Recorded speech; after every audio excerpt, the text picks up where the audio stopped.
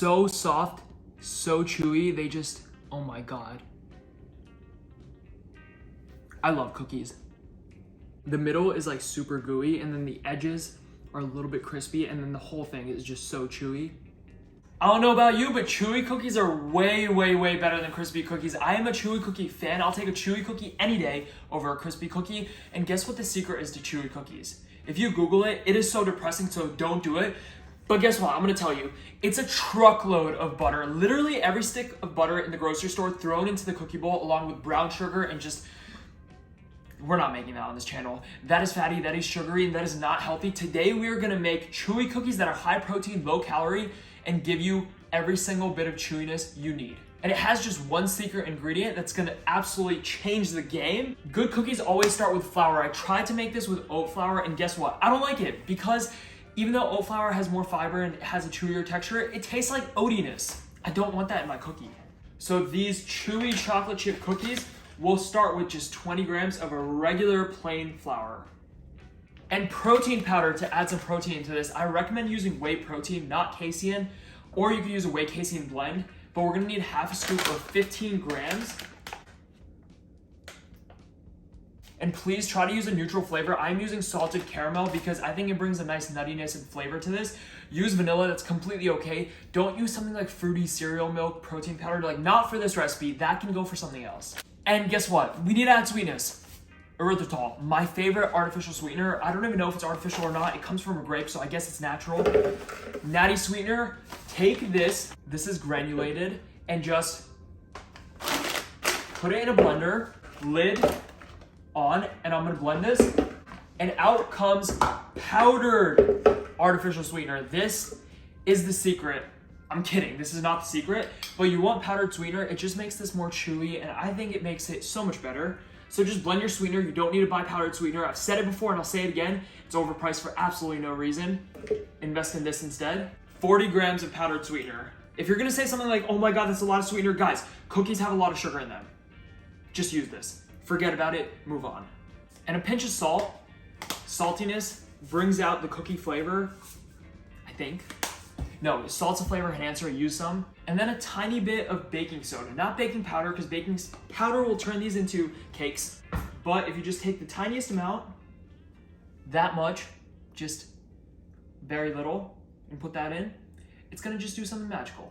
It literally has cookies on it, except these are crispy cookies and we're making chewy cookies, so they don't know what they're doing. And that's it for the dry ingredients. Just kidding, time for our secret ingredient. It's unflavored gelatin. Gelatin is the secret. Gelatin does the same thing that all the fat and brown sugar does in regular cookies. Well, kind of. For us, it will. It's gonna hold on to moisture, trap it in the cookies, and make these cookies chewy. Brown sugar has more moisture than white sugar. Fat, butter has a good amount of moisture. It binds, it holds, it makes cookies chewy. Except gelatin, a protein source, is gonna do that for us. We don't need a lot because, you know Jell-O? Well, all Jell-O is a ton of water held together by this stuff. We want a little bit of this stuff because guess what? We don't want chewy cookies to the point where it's gum. We want just a tiny bit of chew. So 3 grams, which is right under half a packet of this, is perfect. If you don't have a food scale, it's around a teaspoon of gelatin. That goes in, and now all of a sudden our cookies are gonna be chewy. And you can save the other half packet to make these cookies again. Now your dry ingredients are done. Give all of them a mix. And now it's time for the wet ingredients. The best ingredient of all time, sugar-free maple. That's so good. 15 grams or 1 tablespoon of this. A teaspoon of vanilla extract because these are chocolate chip cookies. We need that flavor. And for some more protein, we're replacing all the butter with some non-fat Greek yogurt. The best. 30 grams of this, which is around 2 tablespoons. And the thick stuff, not the watery stuff, please. And that is it. Go preheat your oven to 350 degrees now while you mix this up. But all we're gonna do is stir this until we get a nice cookie batter.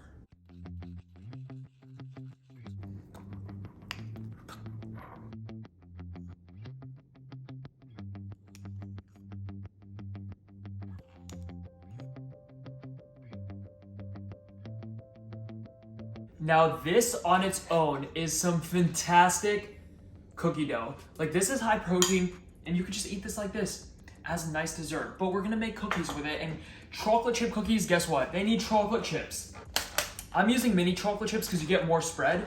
Lily's chocolate chips are probably my favorite tasting, and also they have great macros because they don't have sugar in them, but they're not mini. Unfortunately, Lily doesn't make mini chocolate chips. I'm gonna try to contact her and ask her to, but for now, she doesn't. Lily, please. So I'm just gonna use regular mini chocolate chips. 14 grams of it is in this bowl. It's around this much.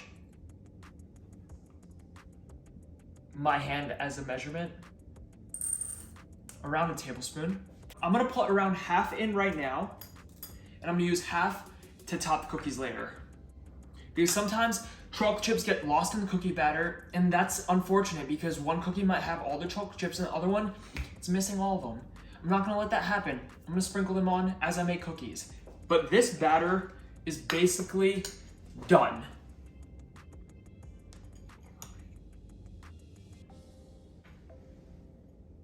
That is some good looking cookie batter.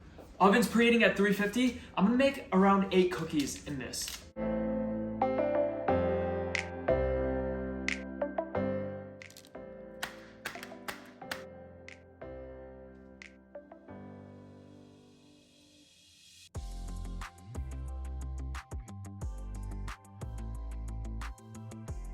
This cookie dough, oh my God. I'm collecting my thoughts. It's so good. But I made 8 cookies, topped them off with chocolate chips. Look how many chocolate chips you get for one serving of mini chocolate chips, just 14 grams, but bang this. On the counter, please. It's gonna spread. Don't worry, it's not gonna be a perfect circle, but guess what? We don't want things to be perfect here. Perfect is impossible. So bang this, and then take your finger and just push in some of the chocolate chips that you topped these cookies off with, because we don't want them to burn. We want it to be covered by the cookie batter.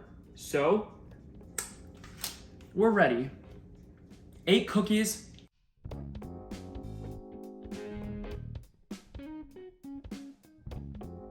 Now bake these at 350 degrees for exactly 6 to 8 minutes, depending on your oven. 6 to 8 minutes. Please don't push it past 8 minutes. We want to be careful. We don't want to overbake these where they get too dry. 6 to 8 minutes is perfect. Then just take them out, put them on your counter. Make sure you have parchment paper on these because they will stick if you don't use parchment paper. Don't overbake these. 6 to 8 minutes. I'll see you soon.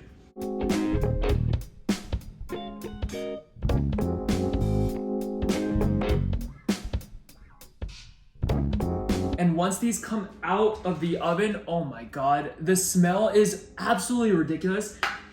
I spent exactly 7 minutes walking around my house while these baked. That's just enough time for 2 really, really good songs. So, you know, it puts you in a whole mood to eat these cookies. Let them sit, let them cool. The gelatin needs to absorb the moisture. They need to firm up, harden up. The erythritol needs to cool down and crystallize again. So these, don't eat them just yet. Give them a little bit of time. Let them sit, let them chill. And in 5 minutes, these will be good to go. That was the sorriest snap of all time. Look, there we go. That wasn't bad. A whole plate of cookies. 8 of them, each one is 27 calories and 3 grams of protein. Whole batch is around 215 calories and 22 grams of protein. I mean, this is protein cookies that are so chewy. We gotta try one. Look at it. It is just absolutely perfect. So moist on the inside.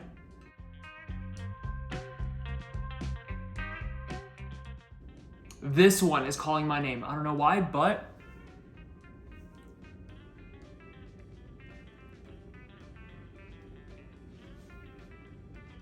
it's got that chew.